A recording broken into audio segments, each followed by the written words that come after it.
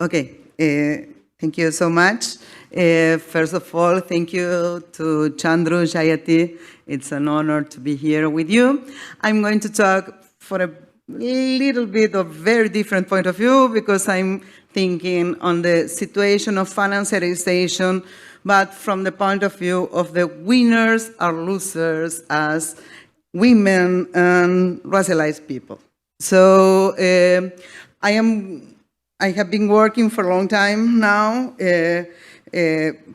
thinking about the situation and the effects of financialization and so on specific bodies. So I am analyzing financialization not only from the point of view of the global north, global south, and we know that global south is in the war situation and so on, but also within the countries, what is happening with the indebtedness processes among the different groups.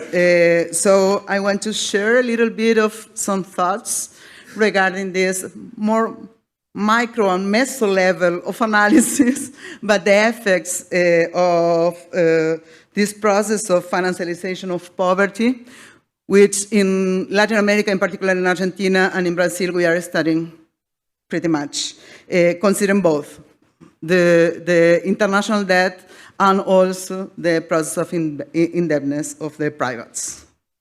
So, some kind of context. I am thinking of this problem from a systemic dimension. So considering the fact that we are in a specific geopolitical and geoeconomic situation of the capitalism, patriarchal capitalism, in which the solution of financialization is a systemic mechanism in order to extract value.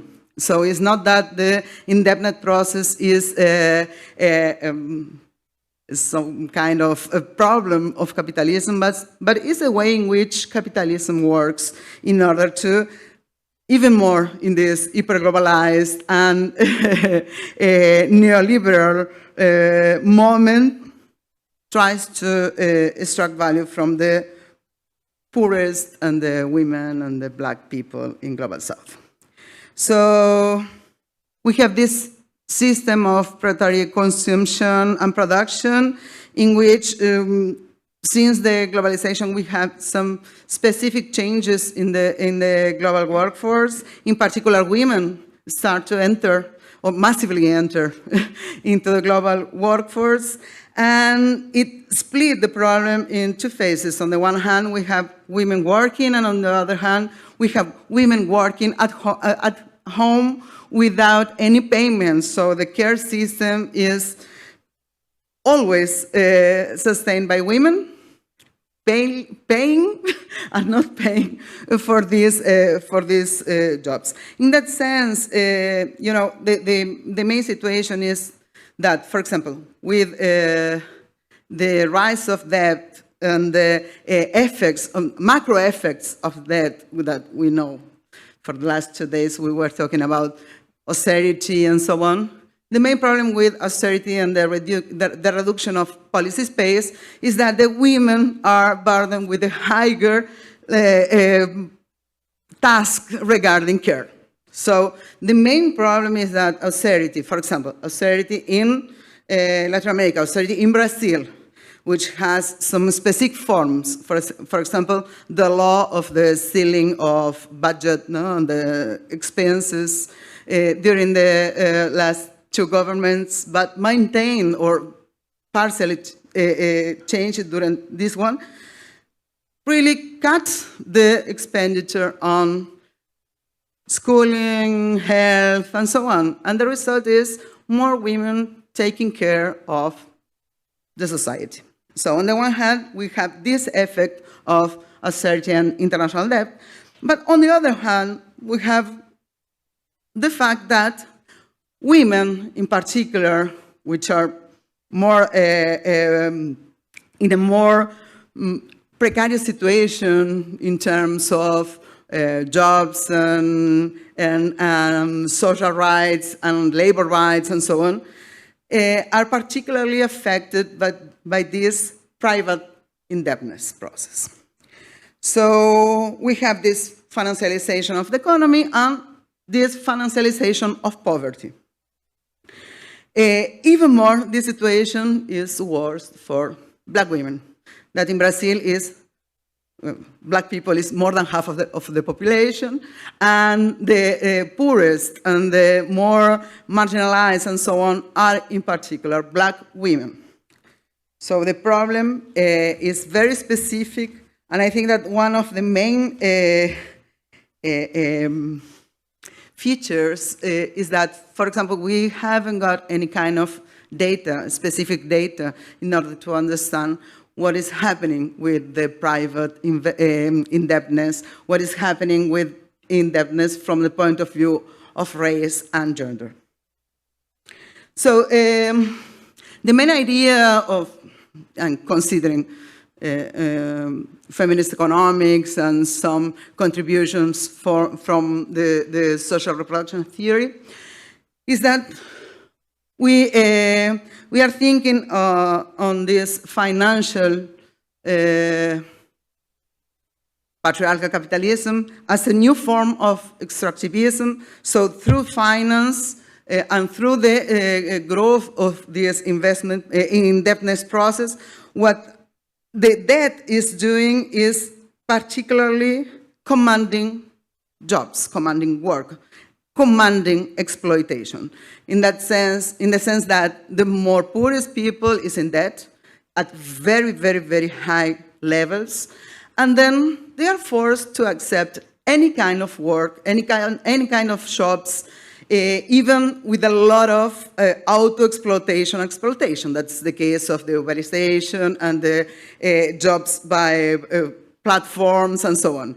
So we are having a problem in Global South and in particular in Latin America of this increase in informal jobs in this so-called, what's the translation could be like self-management or so. So, and in particular with women, this kind of discourse is completely involved with some kind of empowerment and very liberal positions like, okay, women need to work and need to take care of their babies, their houses, their husbands, their elderly. So the solution is for them being at home, making mainly no money with informal jobs and so on. So what we said is that that is, at the end, organizing obedience and subjection that ends commanding work. And in this sense, the financialization of poverty is a new way of extraction of value. In particular, I have some of the few informations that we have in Brazil. This is the indebtedness of the families from the PEC-CNC in 2022 in São Paulo, in particular, because they are publishing this data also opened by gender. We can see the rise in this indebtedness process. So almost for 2022, 77.9% of the families are in debt, and almost 29% of them are in a defaulting process. So they cannot pay this debt at all. The main thing is that through this financial inclusion, or the fictional financial inclusion, or the capitalist financial inclusion, they try to sell this possibility of the empowerment and independization and so on. However, what they are particularly creating is a more flexible and precarious way of inclusion in job markets. In particular, and a very, very, very important thing is that with the change, during neoliberalism, we have two ways in which this poor women, poor black women in particular, are affected. On the one way is the reduction of this welfare state, very small welfare state in Brazil and in Latin America, but however, it's a reduction of the welfare state and the structural adjustment policies. But on the other hand, we have this process of, which is not only for women, but is in general for workers and for poor workers, especially the reduction, the crisis of the salaries, no? The reduction of salaries, the reduction of the participation of the workers in the income, and it's a process that characterizes this neoliberal phase of the capitalism. And in this sense, what we had in particular is the inclusion of the poorest through the subsidies. So now, poor people is in subsidy programs like Bolsa Familia in the case of Brazil, but the whole kind of assistance programs aimed at women, which are guaranteed by the state, paid through the bank system, and then they are included as potential participants of this financialization process. What we had, for example, during the COVID with the Bolsa Brasil, which was the subsidy that Bolsonaro gave to the poor families, they allow the possibility of giving you credit card and special loans and so on at very high interest rates and creating this demand for credits. In particular, so very, very quickly, it's not working. Let me see. Okay. Just to see a picture of the job market inequalities in Brazil, we have that the problem in particular is that half of the women are still outside the job market, outside the working force. Black women are more unemployed, underemployed, with more informal jobs, and with low wages. The wage gap between women and men is almost 20%. In the case of white women and white men is 22. In the case of black women and white men, the difference, the wage gap is more than 50%, 52.5%. So the difference, the level of poverty, the level of exclusion is very high in case of women. This situation, so, of financiarization, it has to do mainly with the specific characteristic of women as taking care of the families, the working force, and the society. The main aim of this indebtedness is, in particular, in order to buy food, pay services, pay private schools because of the reduction of social services and public services, paying, as we said in Brazil, arroz y feijão, paying the regular food. So, just to give some pictures from the gender point of view, the proportion of indebtedness women is rising over time. This is the last 2 years, but because of the income of women is lower than the income of men in the society, the weight, average proportion of income committed to debt is higher. So almost 30% of the income of women are committed to debt. Mainly for poorest women, we have here, this is for all Brazil before the COVID. Half of the debt is for women. In the case of the second graph, we have women with income until 1 minimum wage and 2 minimum wages. This is women leading this indebtedness process. 2 minimum wages is something like $500 or so.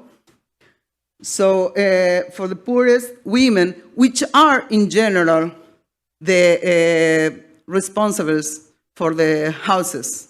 The main the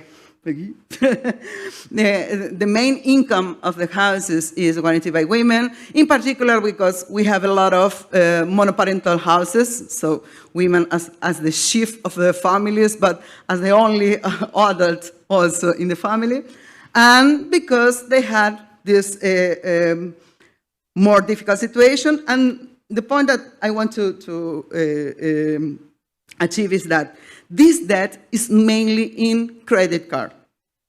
So credit card is the main way of indebtedness of these women. What means that the debt is mainly for food in supermarkets, for purchasing of products, and so on. So it's the day-to-day expenditure which is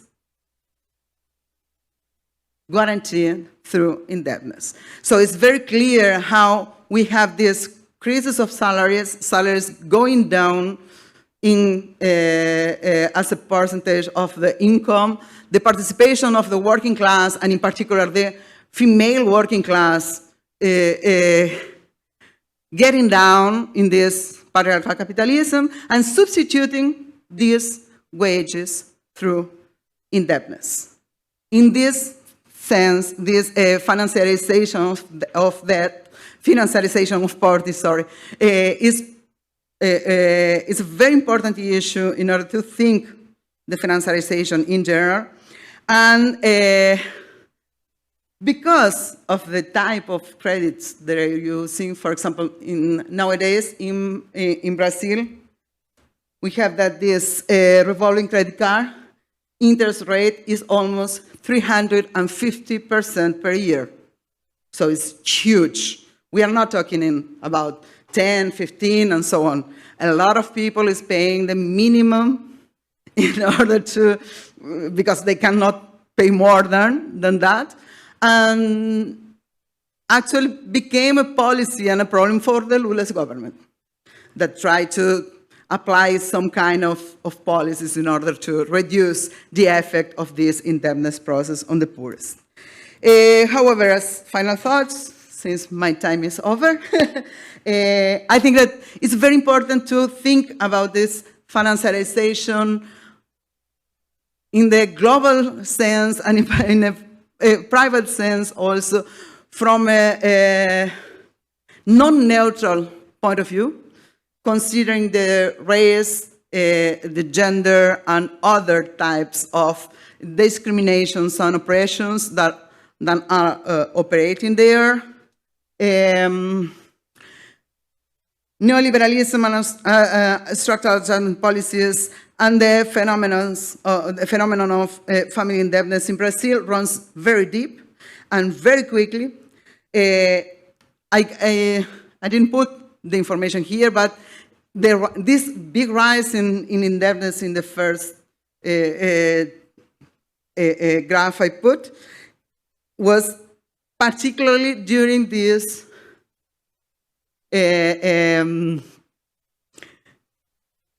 huge growth crisis. So during the crisis, we have, as a result, a process of indebtedness of the poorest. So I think that we should think in these particular issues. We should think from the point of view, and we cannot continue to have a neutral vision about the process of investment, the indebtedness, the processes of exploitation, the processes of how the capitalism, the patriarchal capitalism is working. Thank you very much.